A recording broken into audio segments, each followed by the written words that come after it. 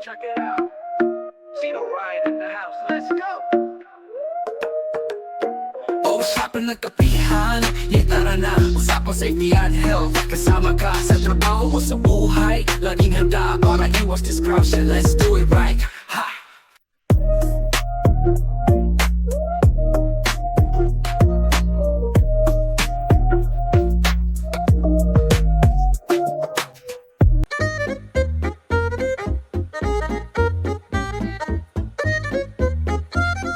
Ready na ako.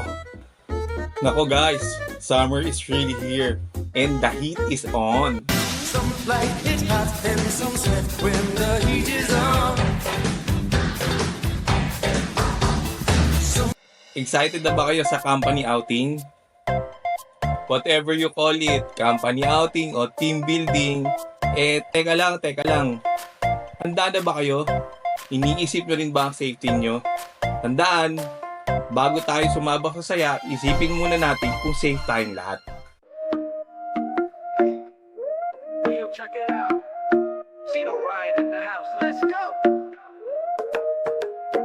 Usapan ng kapihan, tara na, usapan safety and health. Kasama ka sa trabaho o sa buhay, laging handa para iwas disruption. Let's do it right, ha!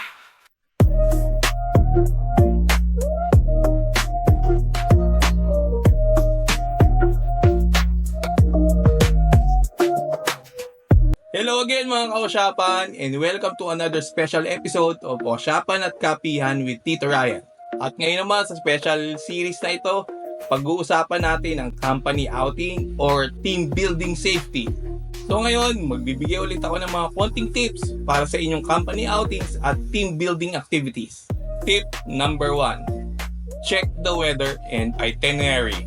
Itinerary.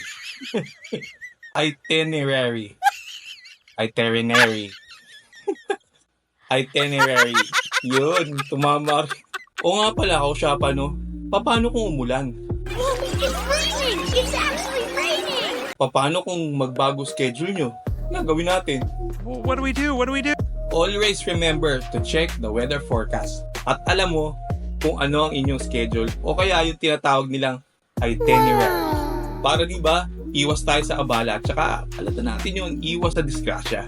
Tip number 2, first aid at emergency plan. Sino sa inyo ang laging may dalang band-aid sa inyong wallet o kaya sa inyong bulsa?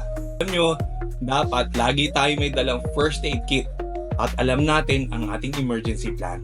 Huwag lang yung puro selfie. Siyempre isipin din natin ang ating mga safety, di ba? Yon mga kausyapan, at yan ang mga una nating tips sa ating company outing at team building series. So laging tatandaan, bago tayo sumabak sa saya, humanda muna para sa ating safety. O teka, bago tayo matapos i-comment down below kung ano mga essential na bagay na lagi mong dala sa mga company outing at team building activities ninyo. Don't forget to like and follow at mag-subscribe na rin kayo sa ating bagong YouTube channel. Thank you mga kausyapan! Usapan ng kapihan, tara na, usapan safety and health. Kasama ka sa trabaho o sa buhay, laging handa para iwas disruption. Let's do it right, ha!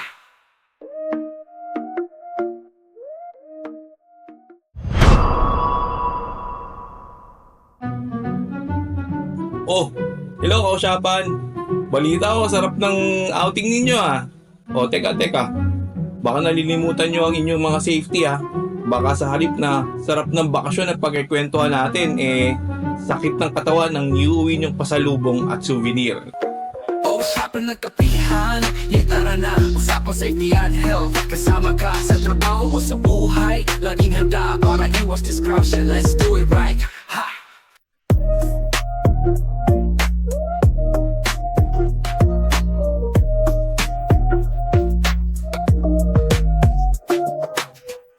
Hello mga kausyapan, and welcome to another episode of Usyapan at Kapihan with Tito Ryan. At nandito na ulit tayo sa episode 2 ng company outing and team building safety. Tip number 3, hydration is life. O mga kausyapan, huwag mong hihintayin mauhaw ka muna bago ka uminom ng tubig. I'm thirsty. You thirsty? Sabay kape ang hawak no? Siguraduhin na well hydrated ka. lalong-lalo na pag mainit ang panahon. Kita mo, nakasanto pa ako. Okay, hot, hot. Oh, that's hot. It's hot, it's hot. Tip number 4. Alcohol plus swimming equals bad idea. Wala tayo sa Fast and the Furious ha. Ride or die. Tandaan, kapag umiinom ka, mas mabuti pa na huwag muna tayo mag-swimming. Lalong-lalo na sa swimming pool o kaya sa open water. Brian, you're drunk. You're drunk. Mas masarap pang inuman kapag ligtas ang lahat. Tsaka, wala nag-i-Englishan. I'm drunk. You're drunk. Everybody's drunk. Tapos, wala ring nag-aaway, di ba ano? O kaya kausyapan, laging tandaan ha, mag-enjoy ka lang ng ligtas sa iyong company outing. O teka, bago tayo magpaalam ha, meron muna ako itatanong sa inyo. Ano ba ang pinaka-unforgettable at epic safety fail na nakita ninyo sa inyong company outing? I-comment nyo down below ha.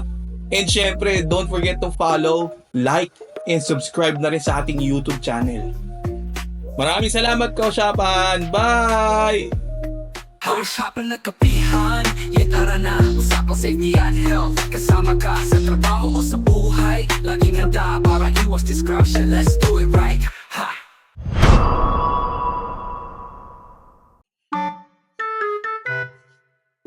Ilang araw na ako nakasando baka mamaya may sunburn na ako. Nakakalabas na ako eh. Uy! Episode 3 na ng ating company outing at team building safety.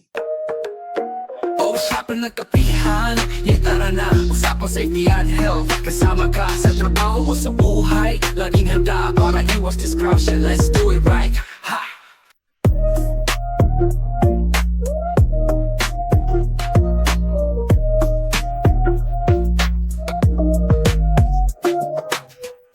Hello mga kausyapan!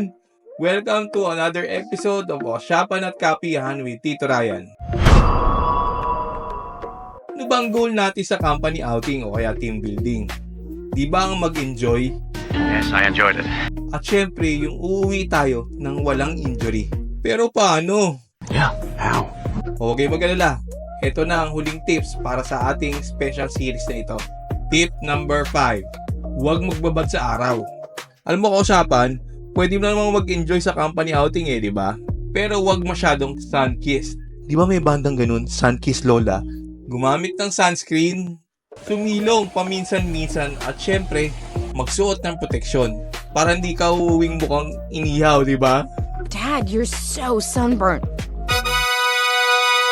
Tip number 6. Travel safely, no to reckless drive. Uy mga kausyapan, alam nyo ba na bago ako nakapasok sa health and safety field, dati ako service advisor sa isang automotive industry. Wala lang, nalala ko lang, syempre. Pag nagda-drive pa uwi, huwag tayo magmamadali. Di ba mas maigi na yung slowly but surely? Slow down. Kung pagod ka, ipahinga mo muna. Ang importante ay makauwi tayo ligtas. Mga kausyapan, alam natin na mga company outing at team building ay laging masaya. Pero tandaan, dapat lagi rin tayong safe.